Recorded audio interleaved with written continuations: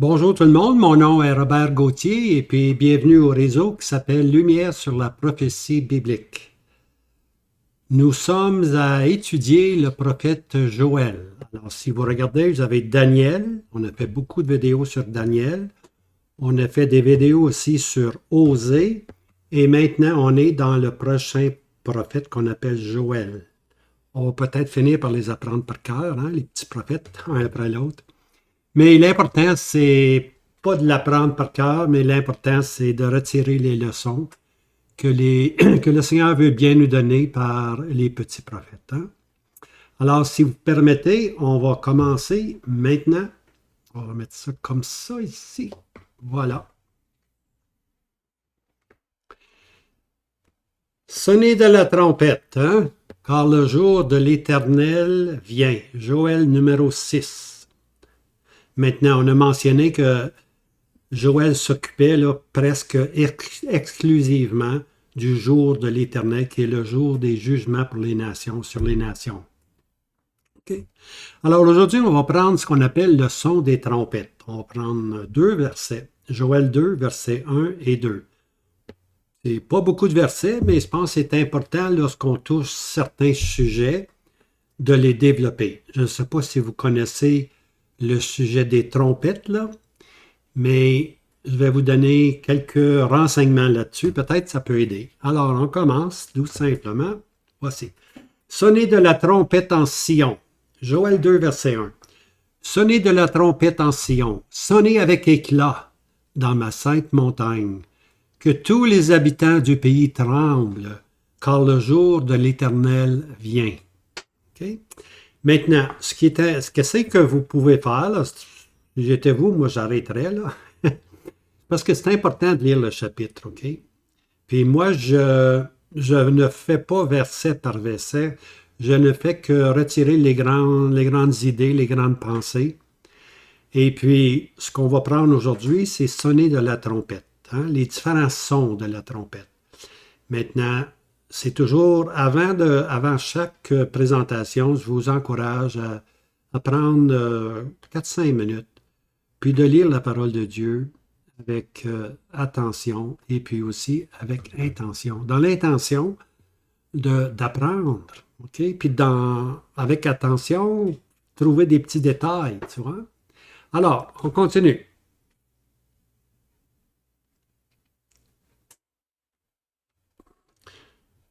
Joël 2, 15. Là, je viens de faire un saut de 14 versets. Là. Joël 2, 1 et Joël 2, 15, parce que c'est le même thème. Sonnez de la trompette en Sion. Sanctifiez un jeûne. Convoquez une assemblée solennelle. Il n'est pas dit ici de sonner avec éclat. Simplement, sonnez de la trompette. Sanctifiez un jeûne. On va convoquer l'assemblée solennelle. Alors, voici maintenant, si vous avez lu le chapitre 2, voici les 3 divisions que je suggère. Ce n'est pas nécessairement ça, les vraies divisions, mais pour moi, ça fait mon affaire. Ça fait mon affaire parce que je veux développer 3 thèmes, pour ainsi dire. Et voici. Je veux développer le son des 2 trompettes. Après ça, dans la prochaine vidéo, la relance ou le renouveau des nations. On va voir ça. Puis finalement, la 3e étape va être la restauration millénaire, le règne millénaire, finalement, qui va arriver. Alors, un regard maintenant sur les trompettes. Dans la fabrication d'instruments employés pour le service de la certificature, il est possible que les trompettes soient ce dernier instrument révélé. Okay? Parce que c'est le chapitre 10, verset 1, qui va nous parler des trompettes. Mais j'ai regardé dans Exode, j'ai regardé ailleurs dans le livre des Nombres, et puis ça semble être la seule place où il est parlé des trompettes. OK? Maintenant, moi, là, puis là, j'ai peut-être besoin de votre aide. On peut être plusieurs centaines à penser pareil, là, ou ensemble. Moi, je pense avoir lu que les trompettes devaient être faites d'un seul morceau. OK? Par contre, je ne l'ai pas trouvé. Alors, si quelqu'un, en lisant, là, dans votre lecture quotidienne, si jamais vous trouvez le passage où il est parlé que les trompettes sont faites d'une seule pièce. OK?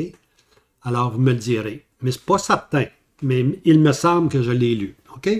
Alors, une des dernières choses qui est mentionnée, c'est la fabrication des trompettes. OK? Tout le reste a été donné, l'hôtel d'airain, l'hôtel de parfum, etc., le tabernacle lui-même, les instruments, tout a été donné. La dernière chose, c'est les trompettes, hein? Les trompettes de Dieu. Ces trompettes, à son multiple, étaient avant tout pour les sacrificateurs. Okay? Alors, les trompettes, là, c'était l'instrument des sacrificateurs. Ça appartenait aux sacrificateurs. OK? Puis, on va voir bientôt les différents sons. C'est important de saisir les différents sons. Hein? Parce que si vous êtes un peu musicien, vous faites la différence entre quelques trompettes qui sonnent doucement, puis des trompettes qui sonnent avec éclat. Ça ne prend pas une grande oreille pour faire la différence. Hein? Alors, je vais vous montrer maintenant les différents sons. OK? Maintenant, la trompette, c'est la communication divine. OK? Alors, c'est important, les sacrificateurs ont les trompettes, puis les sacrificateurs vont communiquer la pensée de Dieu, OK? Au peuple. Alors, on lit dans les Écritures que la parole, c'est comme un marteau qui brise le roc. Hein? Alors ici, la parole de Dieu n'est pas nécessairement un marteau, mais les trompettes sont un moyen de communication des pensées de Dieu envers son peuple. Et puis c'est les sacrificateurs qui vont communiquer avec la trompette, ils vont communiquer la pensée de Dieu. Alors, ce son de trompette, c'est important qu'il soit distinct pour le service des saints. OK? Il y a différents sons, il faut les saisir. C'est la volonté de Dieu qui se fait connaître. Quand les serviteurs sonnaient la trompette, c'est que Dieu faisait connaître sa pensée. OK?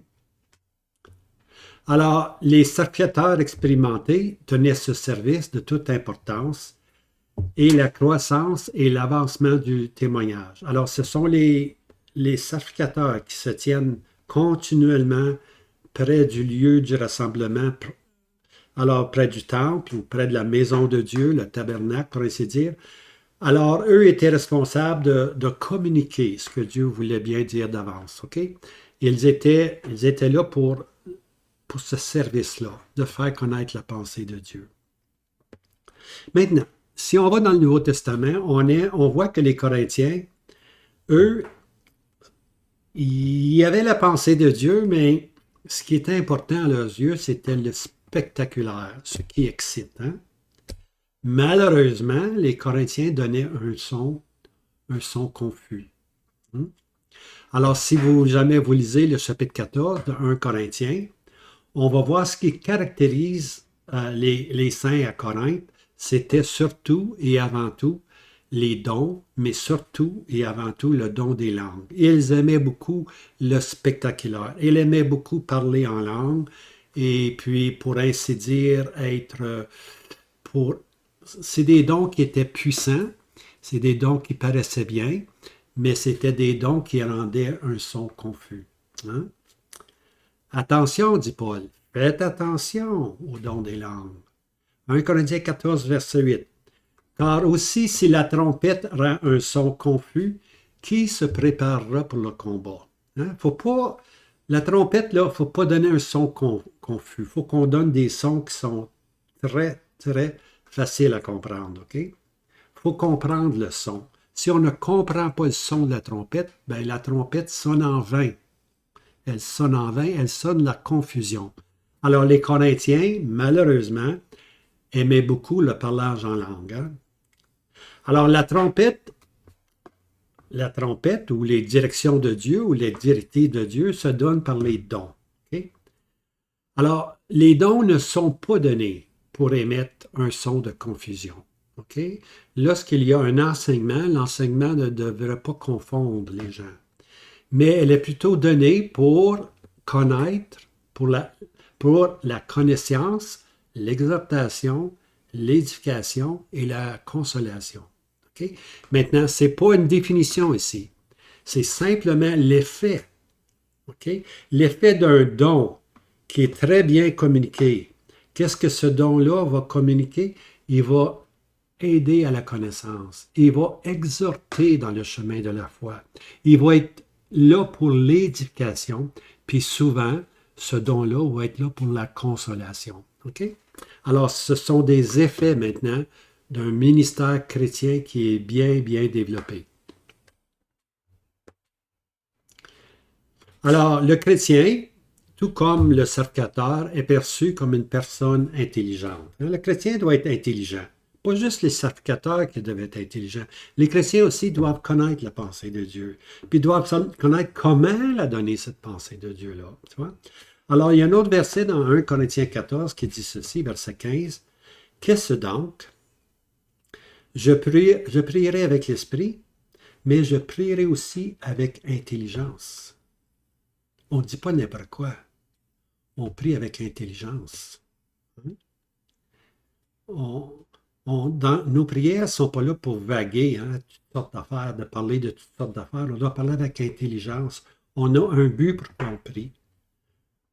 Pas dire n'importe quoi puis parler extrêmement longtemps. C'est parler, c'est prier avec l'Esprit, ce que l'Esprit de Dieu nous donne, ce que l'Esprit de Dieu communique à notre esprit. Puis lorsqu'on prie, on devient le porte-parole de ce que l'Esprit met dans nos cœurs. Hein? Puis souvent, l'Esprit de Dieu ne met pas 40 pensées dans nos cœurs. Il peut en mettre une ou deux. Hein? Alors lorsqu'on prie, puis on a 40, 50 pensées, c'est de la confusion. On ne fait pas ceci avec intelligence. Alors, c'est important de se juger soi-même lorsqu'on prie aussi, OK? Maintenant, non seulement prier, chanter. Je chanterai avec l'esprit, mais je chanterai aussi avec l'intelligence. Hein? C'est pas la question, lorsqu'on est rassemblé, de donner notre hymne préféré. Hein? C'est pas ça qui est... C'est pas avec l'intelligence. L'intelligence, c'est connaître ce qui est le besoin de l'assemblée. Et puis lorsqu'on donne une hymne, ça devrait, ou une chanson, ça devrait être ce que ressent l'assemblée, tout simplement. Tu vois? C'est ça que ça veut dire. On ne donne pas nos cantiques préférés, parce qu'on peut en donner 40 encore cantiques préférés. C'est mieux de donner un cantique précis. Hein? C'est comme David. Hein? Quand David a fait face à Goliath, il avait 5 petites pierres dans sa petite poche. 5 petites pierres qui étaient polies, bien aimées. Ce n'étaient pas des pierres, là. C'était des pierres qui étaient polies. Hein? Il les avait cueillies avec soin. Puis ça y en a pris une seule. Il a pris son instrument, puis il a lancé la pierre, puis il a frappé en plein front du géant, du grand Philistin. Puis le Philistin est tombé à terre. Ça prend seulement une seule pierre. Alors, on peut avoir un catalogue de cantiques dans notre mémoire, mais c'est important d'essayer de trouver ce qui est à propos. Hein? Alors, je chanterai avec l'esprit, je chanterai aussi avec intelligence.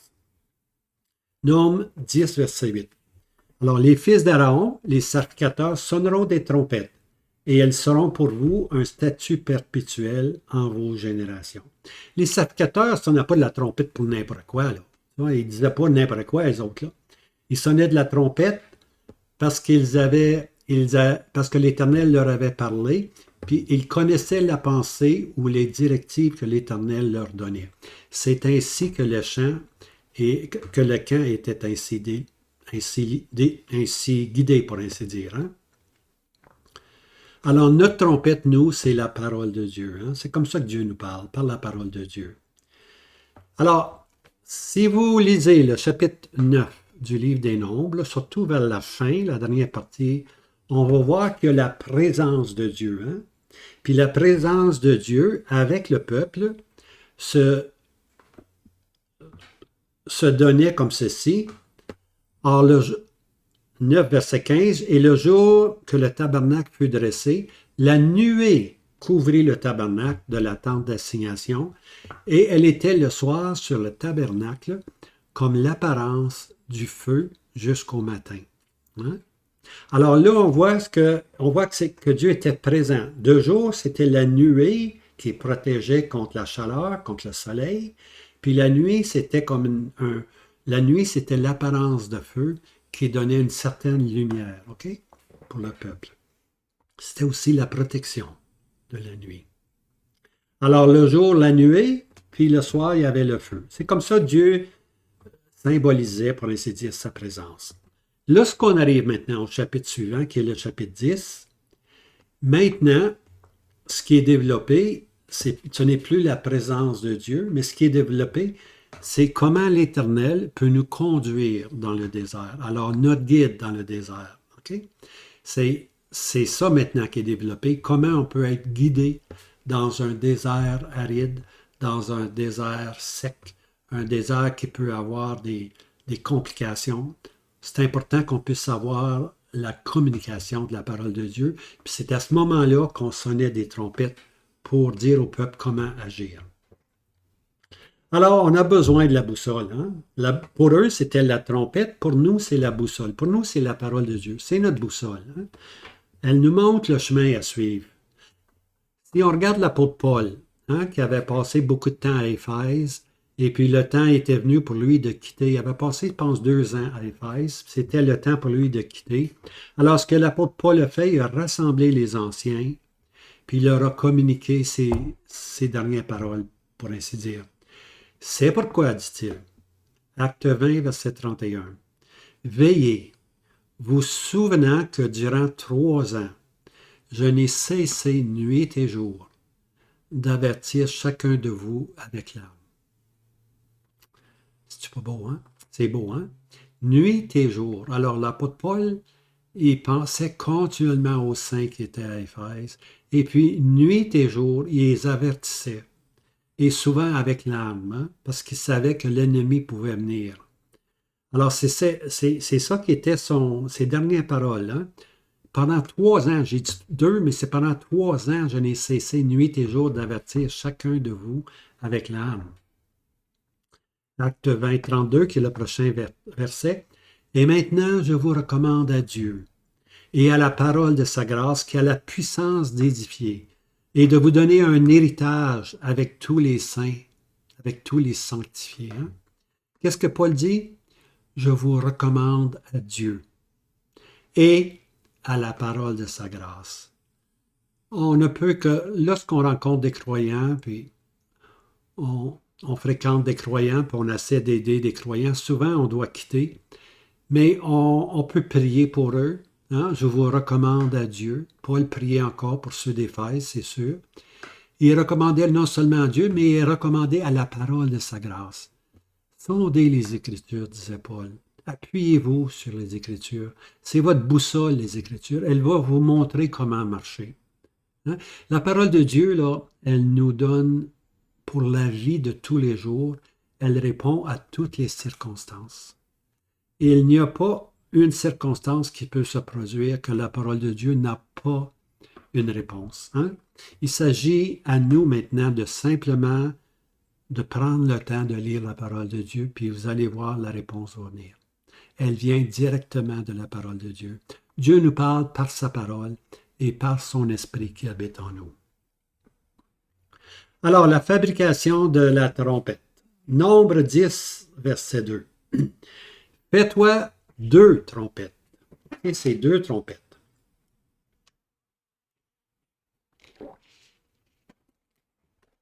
Et tu les feras d'argent battu. Hein, de l'argent battu.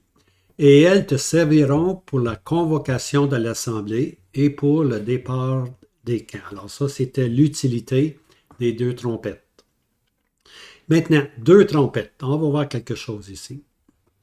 Fais-toi 2 trompettes. 2, c'est le chiffre du témoignage. Hein? On lit dans Deutéronome 17 que sur la déposition de 2 ou de 3 témoins, toutes choses seront véridiques. C'est encore vrai aujourd'hui. Lorsque dans la cour, il y a 2 témoins, surtout s'il y en a 3, c'est encore mieux. Hein? Et puis pour le lieu du rassemblement, le Seigneur Jésus a dit dans Matthieu, là où 2 ou 3 sont réunis ensemble. Okay? Alors c'est le chiffre qui parle du témoignage. On n'est pas obligé d'être 300 ou 200. On peut être 20, on peut être 30, on peut être 2 ou 3 réunis au nom du Seigneur Jésus. Hein? Alors, c'est un témoignage. 2, c'est un chiffre du témoignage. Alors, fais-toi 2 trompettes. Alors, l'or symbolise souvent la justice. Hein? Lorsqu'on lit la parole de Dieu, l'or, c'est la justice de Dieu. Par contre, l'argent parle de la rédemption. Hein? Puis voici le verset, 1 Pierre 1, 18. Je vous recommande à Dieu. Hein? Ça, c'est, excusez-moi, c'est Paul. Nous avons été rachetés, Pierre dit, non pas par de l'or et de l'argent, mais par le sang précieux de Christ. Alors, l'argent nous parle de la rédemption. Nous avons été rachetés par le sang de Christ, c'est comme l'or. Alors, l'or, c'est le symbole de la rédemption. Excusez-moi, l'argent, c'est le symbole de la rédemption. L'or, c'est le symbole de la justice. Hein? Maintenant, c'était de l'or qui était battu, frappé. Alors, ceci nous parle de la croix. Hein? À la croix, le Seigneur Jésus a été frappé. Hein? Isaïe 53, on va lire Isaïe 53, verset 4. Certainement, lui a porté nos langueurs et s'est chargé de nos douleurs. Et nous l'avons estimé battu, frappé de Dieu et affligé. Hein? Alors, c'est plus tard le résidu, lorsqu'ils vont se convertir, le résidu va dire, nous l'avons estimé battu, frappé de Dieu et affligé. Présentement, ils ne disent pas encore cela. Ils sont tellement propres justes qu'ils n'ont pas reconnu la grâce du Seigneur Jésus lorsque le Seigneur est devenu en grâce pour les sauver, pour ainsi dire. Hein? Mais le jour va venir où ils vont estimer que le Seigneur Jésus a été battu. Hein? Le Seigneur a été battu pour eux. Ça va être leur conversion. Il faut qu'ils viennent à ce moment-là. Maintenant, on va regarder à quoi servent les trompettes, l'utilité des trompettes. Nombre 10, verset 2. Je lis le milieu. Et elles te serviront pour la convocation de l'assemblée et pour le départ des camps. Ça, c'est le service le plus ordinaire. Elles te serviront pour la convocation de l'assemblée et pour le départ des camps. Okay? Principalement, ce sont les deux fonctions.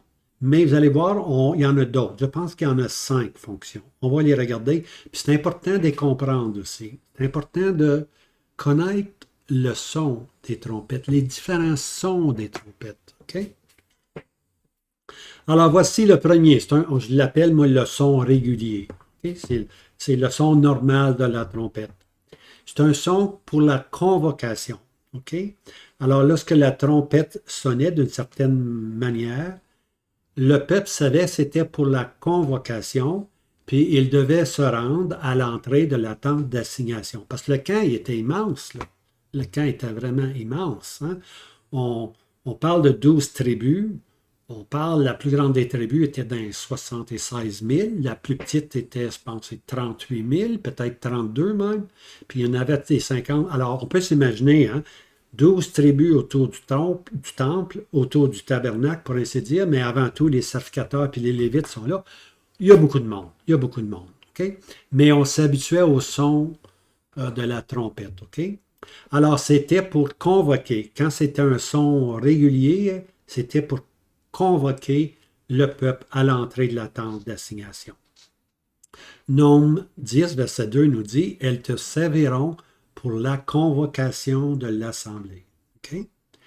Nombre 10, verset 3 « Et lorsqu'on en sonnera, toute l'assemblée s'assemblera vers toi à l'entrée de la tente d'assignation. » Alors, on entendait le bruit de la trompette, on connaissait ce bruit régulier.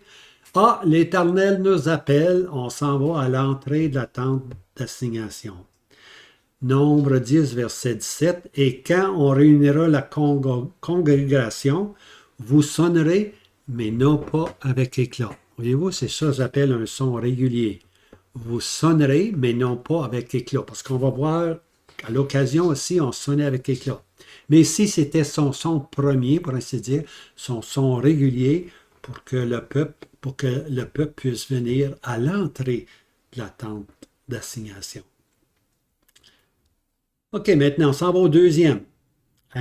Maintenant, le deuxième aussi, c'était un son régulier, mais un son qui rappelait le peuple, pour ainsi dire, à des festivités. des festivités. C'est un son différent du premier, parce que celui-ci appelait le peuple à venir fêter, à venir se réjouir, à venir faire des offrandes à l'Éternel. Voici les versets, Nombre 10, verset 10. Et dans vos jours de joie, et dans vos jours solennels, et au commencement de vos mois, vous sonnerez des trompettes sur vos holocaustes et sur vos sacrifices de prospérité, et elles seront un mémorial pour vous devant l'Éternel. Moi, je suis l'Éternel, votre Dieu. Alors, lorsqu'il y avait des journées spéciales, pour ainsi dire, des jours de joie, des jours où on offrait des holocaustes, on était appelé, tout simplement, parce qu'il y avait une série de fêtes qui se produisaient durant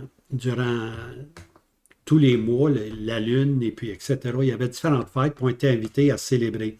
Alors là, la trompette sonnait, elle avait son propre son, puis les gens savaient que c'était pour les festivités. On allait avec l'Éternel, puis on était pour avoir de bons moments. Maintenant, le troisième son, écoutez bien, le troisième son, c'est une seule trompette. OK? Une seule trompette. Pas plusieurs trompettes, mais une seule trompette. Mais cette trompette-là, le son d'une trompette, c'était pour qui? C'était pour les princes. Hein? Les princes ou les chefs des milliers. Nombre 10, verset 4. Et si l'on sonne d'une seule, alors les princes, les chefs des milliers d'Israël, s'assembleront vers toi. Alors, on s'assemblait maintenant vers Moïse, parce que la trompette sonnait, on s'assemblait vers Moïse. Et puis, ce sont les princes maintenant. Hein? Les princes, ça parle de ceux qui sont spirituels, ceux qui ont habituellement l'oreille développée au moins de communication de Dieu. Hein? Des princes spirituels, c'est qu'ils n'ont pas besoin de deux trompettes, les autres. Une seule suffit. Déjà, ils sont réveillés. Une seule trompette pour eux suffit. Okay? Premièrement, ils sont proches du tabernacle, pour ainsi dire.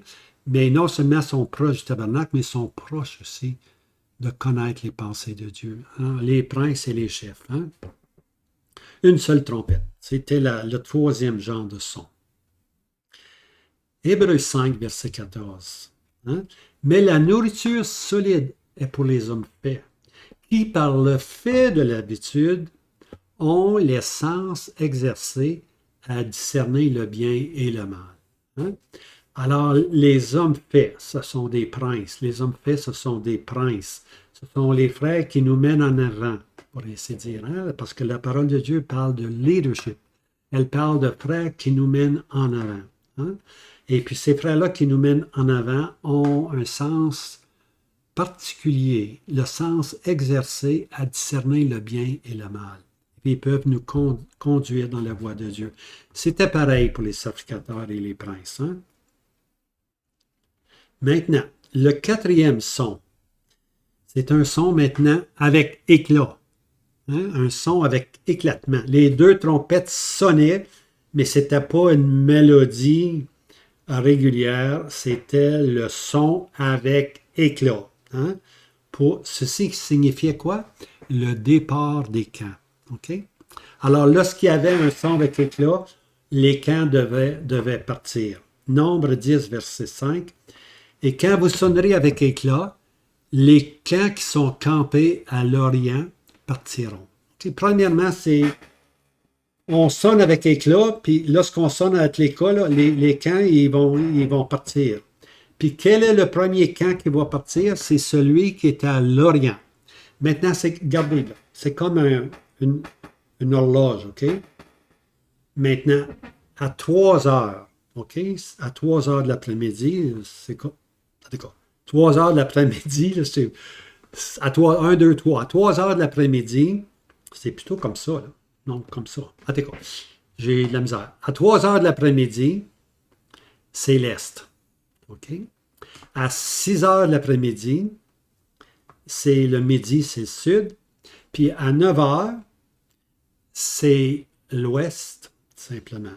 OK? Alors, puis il y avait finalement, le dernier groupe à partir était à midi, celui qui était au nord. Alors, on partait de l'est, le premier camp partait de l'est au au son éclat, le premier camp partait, le deuxième suivait, puis ensuite le troisième, puis ensuite le quatrième. Maintenant, nombre 6. Quand vous sonnerez avec éclat une seconde fois, les camps qui sont campés au midi partiront et on sonnera avec éclat pour leur départ. Alors, OK, il y a celle qui est à 3 heures. Au premier son de trompette éclatant des deux trompettes, celui qui est à l'est devait partir, lui. Il savait qu'il partait. L'autre camp, qui était au sud, à 6 heures, pour ainsi dire, lui devait attendre un deuxième son de trompette. Okay? Une deuxième fois, on sonnait avec éclat, puis lui partait aussi. Puis finalement, le troisième camp devait partir après, puis le quatrième camp devait partir après. Il n'avait pas nécessairement des trompettes à sonner, il avait vu le mouvement des camps et il ne faisait que suivre. Il ne faisait que suivre. Les autres camps suivaient l'ordre établi des départs. Okay? Si vous voulez avoir plus d'informations, lisez Nombre, chapitre 1 et 2. Okay? On voit comment les camps étaient placés. Il y était 12 tribus, mais 3 tribus formaient un camp. Il y en avait 3 à l'est, à 3 heures, il y en avait 3 au sud, il y en avait 3 à l'ouest, puis il y en avait 3 à midi au nord. Okay? Alors, les 2 premières trompettes, c'est ceux de l'est. Les 3 premiers camps partaient. Au deuxième son de la trompette, c'est les 3 autres qui partaient, ceux du midi, ceux du sud partaient, puis les autres suivaient tout simplement. Alors, vous trouverez ça dans Nombre, chapitre 1 et 2. Vous allez voir aussi le nombre de personnes qu'il y avait dans ces camps-là. Il y en avait plusieurs.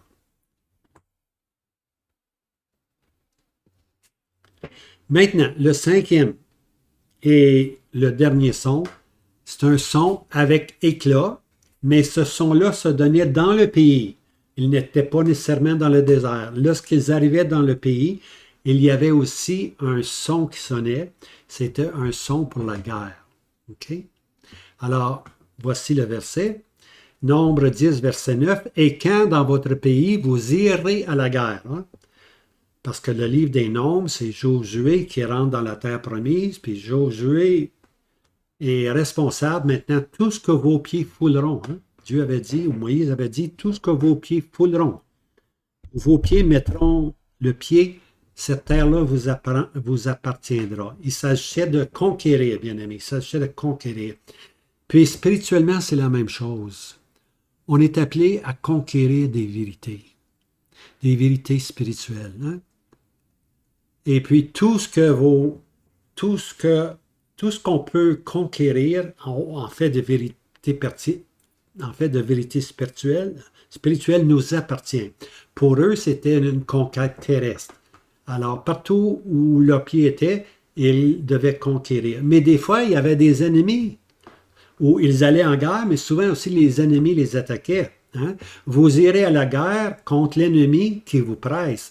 Alors vous sonnerez des trompettes avec éclat maintenant. Les trompettes sonnaient avec éclat. Et vous serez rappelés en mémoire devant l'Éternel de votre Dieu, et vous serez délivrés de vos ennemis. Alors ces trompettes-là, lorsqu'ils allaient à la guerre, leur rappelaient que l'Éternel pensait à eux. Hein? Ils se rappelaient la mémoire de l'Éternel, qu'il viendrait, que les tribus viendraient en mémoire devant l'Éternel. Hein? Et puis l'Éternel souvent intervenait parce qu'ils étaient le peuple de Dieu. Hein? Ils étaient le peuple de Dieu, puis Dieu aidait dans ces conquêtes-là. Maintenant, à l'autre extrême, si on peut dire. Là, on a vu les 5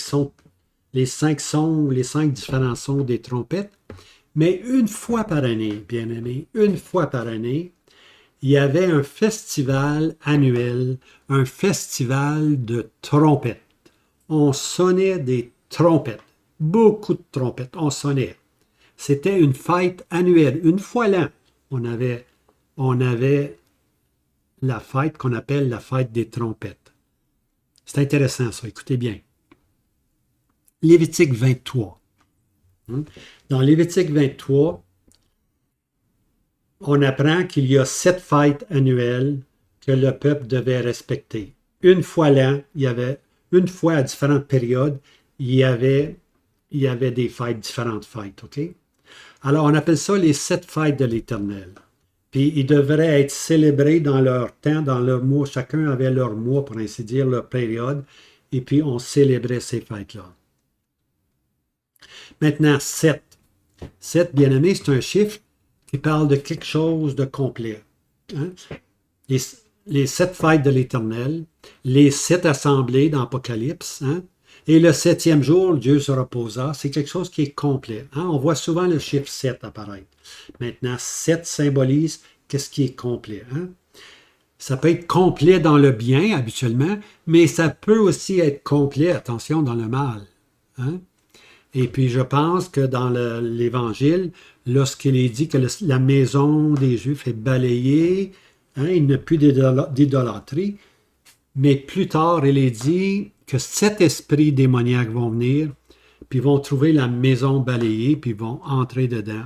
Et puis, ça va être vraiment l'apostasie. Hein? Ça va être l'idolâtrie. L'idolâtrie doit revenir sur Israël présentement, depuis les jours qu'ils ont passés à Babylone, puis ils sont rentrés avec Néhémie et Esdras, ils n'ont pas été idolâtres. Même dans les jours du Seigneur Jésus, ils n'ont pas été idolâtres. Même en 2023, ils ne sont pas idolâtres. Mais ils vont revenir à l'idolâtrie. Hein? Alors, 7 esprits immondes. Simplement pour démontrer que 7, c'est un chiffre qui est complet. L'idolâtrie va être complète dans le peuple d'Israël. Okay? Mais ici, c'est 7 complètes dans les choses qui sont bien. Okay? Alors ici, on parle des 7 fêtes de l'Éternel qui nous donnent un aperçu complet du trajet du peuple terrestre sur la terre. On peut dire que l'ensemble de ces 7 fêtes indique le parcours prophétique du peuple terrestre sur la terre. Alors, si vous voulez connaître l'histoire d'Israël, l'histoire de son cheminement, eh bien, le tout se résume dans un chapitre, les 7 fêtes de l'Éternel. Okay? Maintenant, ils devaient célébrer ces 7 fêtes-là parce que ces 7 fêtes-là chacune symbolisait une étape dans la vie du peuple, pour ainsi dire.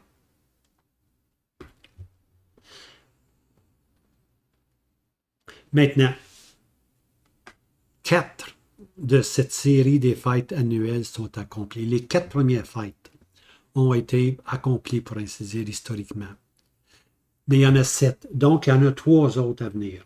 Okay? Alors, le peuple d'Israël a fait ces 4 étapes-là, il y en a 3 autres maintenant à venir. Alors, comme je disais, il en reste 3 maintenant à venir pour avoir au total 7. Maintenant, le point intéressant pour l'étudiant de la prophétie est que ces 3 dernières fêtes-là, les 3 derniers événements, se passent tous dans un seul mois. Tu vois, les 4 fêtes étaient à différentes périodes. Puis il y avait une grande période là, où il n'est rien arrivé. Puis finalement, on arrive à un mois, le dernier mois, pour ainsi dire, le 7e mois, qui était cette fête-là. Et puis, on va voir que dans ce mois-là, boum, boum, boum, il va y en avoir 3 fêtes vont se réaliser. Pas dans un mois, dans 15 jours. Regardez bien. Pour être encore plus précis, dans les 15 premiers jours du 7e mois. Dans le 7e mois, dans les 15 premiers jours, il va y avoir 3 fêtes. Je suggère donc ceci, qu'une fois que l'activité prophétique va commencer, ça va aller vite. Surtout vers la fin, ça va aller très vite. Vous allez voir, ça va aller vite. Très vite. Le tout se passe dans les 15 premiers jours du 7e mois. Lévitique 23, verset 24. Parle aux fils d'Israël en disant, au 7e mois, le premier jour du mois, il y aura un repos pour vous, un mémorial de jubilation, une sainte convocation. Regardez bien, on dit ceci. Parle aux enfants d'Israël et dis-leur, le 7e mois, cela le premier jour du mois, et vous aurez un jour de repos, publié au son des trompettes, et une sainte vocation. C'est le même verset, Lévitique 23, verset 4. Le premier, c'est M. Darby qui donne ce verset-là. Le deuxième, j'ai regardé dans la version Darby. Puis eux, ils disent publier au son de la trompette. OK? Alors, un mémorial de jubilation, c'est justement le son, c'est le son de la trompette. Alors, le 7e jour, le premier jour du mois, on appelle ça la fête des trompettes. C'est la 5e fête, la fête des trompettes. OK? Premier jour du 7e mois, la fête des trompettes. Après un long silence, parce qu'à partir de la 4e fête, là, il n'y a pas rien qui s'est passé. Après un long silence, c'est maintenant le rassemblement du peuple là, qui enfin se fait attendre. Les trompettes rappellent. Les trompettes rappellent le peuple à revenir à l'Éternel. Okay? Maintenant, Lévitique 23, verset 27. De même, le 10e jour, okay, là, on a eu le premier jour, les trompettes sonnent, le peuple est rassemblé. Au 10e jour du 7e mois, c'est le jour des propitiations. Ce sera pour vous une sainte convocation, et vous affligerez vos âmes, et vous présenterez à l'Éternel un sacrifice fait par feu. C'est la 6e fête, le jour des propitiations. Hein? Le jour des propitiations. Le jour des propitiations, c'est l'affliction et puis la repentance du résidu. Chaque famille à part, à partir des prêtres, hein, chaque famille à part devait se repentir devant Dieu. C'était ce qu'on appelle le jour des propitiations. Et voici le verset, Zacharie 12, verset 10. Et je répandrai sur la maison de David et sur les habitants de Jérusalem un esprit de grâce et de supplication. Et ils regarderont vers moi, celui qu'ils ont percé, et se lamenteront sur lui, comme on se lamente sur un fils unique. Et il y aura de l'amertume pour lui, comme on a de l'amertume pour un premier-né. Et ils regarderont vers celui qu'ils auront percé. Quelles sont ces marques à tes mains, vont-ils dire? Hein? Un peu comme Thomas. Hein? Il voulait avoir un signe. Le Seigneur lui a montré un signe, ses mains percées.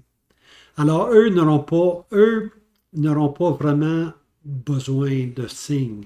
L'esprit de supplication, ils vont passer par une tribulation tellement grande. Il va y avoir sur eux la fête de propitiation. C'est là qu'ils vont se repentir et crier à l'Éternel. Hein? Ils regarderont vers moi, celui qu'ils ont percé. Hein? Ils regarderont vers moi. Alors ça, c'est le 10e jour. Et puis maintenant, on arrive à ce qu'on appelle le 15e jour du 7e mois, Lévitique 23, verset 4. Parle aux fils d'Israël en disant, le 15e jour de ce 7e mois, c'est la fête des tabernacles. Se célébrera à l'Éternel pendant 7 jours. Cette fête-là, elle a duré maintenant 7 jours. Un temps complet. Hein? Un temps complet. Et puis cette fête-là, là, c'est la fête des tabernacles, c'est l'ombre des choses à venir, c'est le règne du millénium. La fête des tabernacles symbolisait qu'il y aurait un jour un règne millénaire, hein, qu'ils avaient habité dans des tentes, hein, dans des tabernacles, mais qu'un jour, ils habiteraient dans le royaume de Christ. Hein, pendant 7 jours, une longue durée. Le temps est arrivé, c'est complet maintenant. Alors, c'est la 7e fête, la fête des tabernacles. C'est l'aurore du millénium est arrivé. Le circuit est maintenant complet. On a atteint maintenant un circuit complet. On a fini avec les voies de Dieu. Hein? On commence avec la Pâque, puis on finit, à bien-aimé, on finit avec la fête des tabernacles, qui est un symbole du millénium. On a fait le tour complet. Le peuple maintenant, le peuple a été appelé, les trompettes, le peuple s'est repenti au 10e jour, puis au 15e jour, on a l'établissement du royaume. Quelle synthèse, hein? Quel synopsis, pour ainsi dire, des voies de Dieu avec son peuple terrestre. Zacharie 14, verset 16. Il arrivera que tous ceux qui resteront de reste de toutes les nations qui seront venus contre Jérusalem monteront d'année en année devant le roi l'Éternel des armées et pour célébrer la fête des tabernacles. C'est une fête qui va exister dans le millénium. Il va y avoir la fête des tabernacles. Il va y avoir seulement 3 fêtes qui vont exister dans le millénium. Mais une de ceux-là est la fête des tabernacles parce que quoi? Les nations qui resteront seront toujours les nations qui vont se convertir. Hein? Les nations qui vont connaître, tous me connaîtront, dit l'Éternel dans Ézéchiel 38. Hein?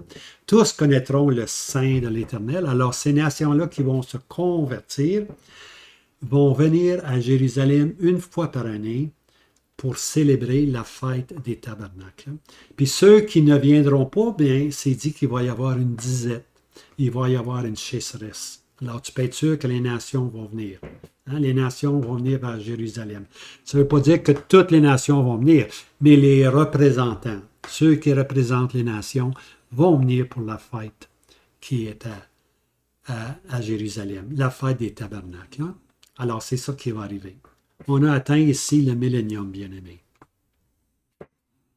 Maintenant, retournons à notre chapitre 2 de Joël. Ici, maintenant, commence avec un son d'éclat. Okay? C'est une alarme qui est donnée dans Joël 2.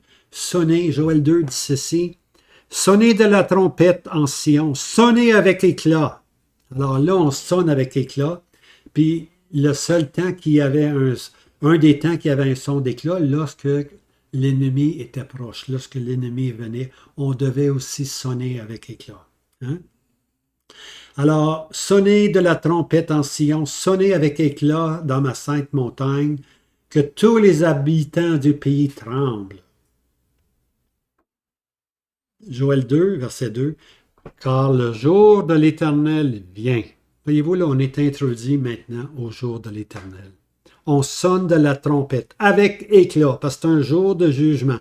C'est un jour qui est proche, un jour de ténèbres, un jour d'obscurité, un jour de nuées et d'épaisses ténèbres. C'est comme l'aube qui s'étend sur les montagnes, un peuple nombreux et fort, tel qu'il n'y en a jamais eu, et qu'après lui, il n'y en aurait point jusqu'aux années des générations à génération. C'est une attaque spéciale, bien-aimés. C'est une attaque comme qu'il n'y en a jamais eu. Hein? C'est un peuple nombreux et fort. Puis on va lire dans les versets, dans la prochaine vidéo, on va lire la description de cet ennemi-là. Hein? Puis c'est dit que c'est du jamais vu. Puis qu'après cette attaque finale de l'ennemi, il n'y en aura pas d'autre. Hein? Alors, c'est le jour de l'Éternel qui vient. Le jour de l'Éternel, c'est un jour de jugement. Dieu vient pour juger les nations. C'est les nations qui seront jugées vivantes. C'est pas le grand trône blanc ici, bien-aimé. Le grand trône blanc, c'est juste à l'entrée c'est quand le millénium arrive, le grand trône blanc est juste à l'entrée, parce que là, le ciel et la terre sont enfuis, et je vis un grand trône blanc. Et les morts, tous les morts qui sont là, sont maintenant prêts pour le jugement. Tandis qu'ici, le jour de l'Éternel, c'est pour les vivants. Les nations, les individus vont être jugés vivants parce qu'ils n'ont pas reçu le témoignage de l'Évangile du royaume de Dieu. Hein? Parce que les Juifs vont sortir après l'enlèvement d'Église. L'enlèvement d'Église va avoir lieu. Les morts en Christ vont ressusciter. Puis nous, les vivants, on s'en va tous ensemble dans la maison du Père. Hein?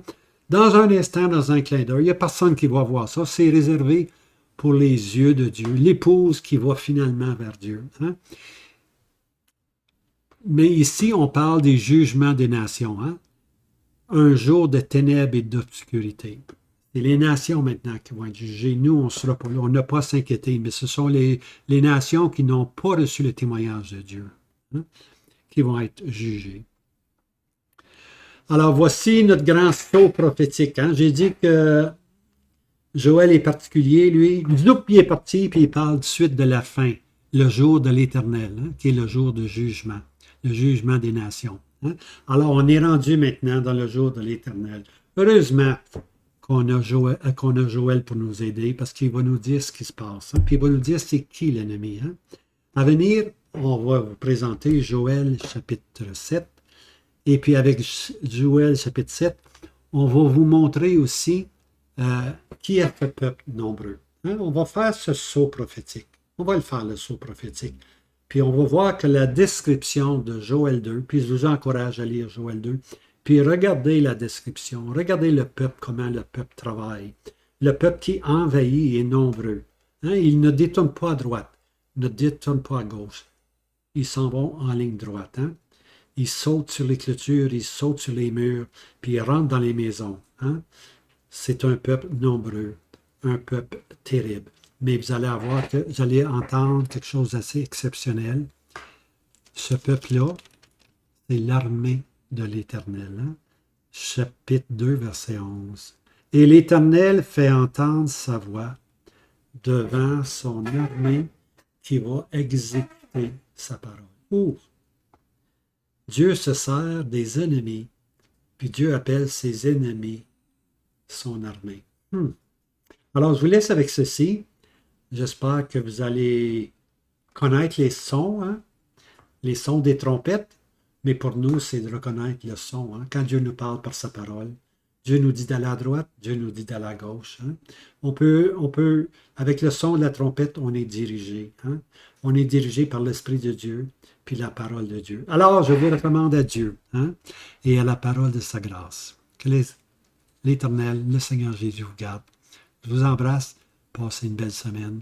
À bientôt.